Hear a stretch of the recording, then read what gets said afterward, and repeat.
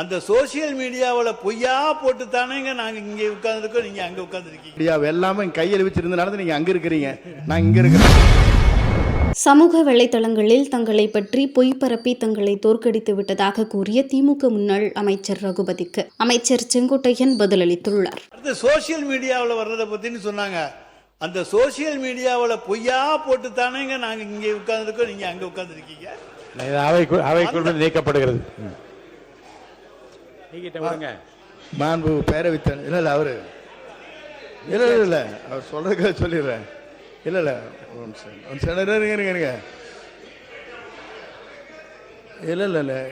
மாண்பு அவை முன்னவர் சிவசங்கர் நான் நீக்கிட்டேன். அது தொடர்பா பேசுவாங்க, வேற ஏதாவது சொல்லுங்க. அது அவைக்குள் நான் நீக்கிட்டேன். இல்லை அதை நீக்கிட்டாரு.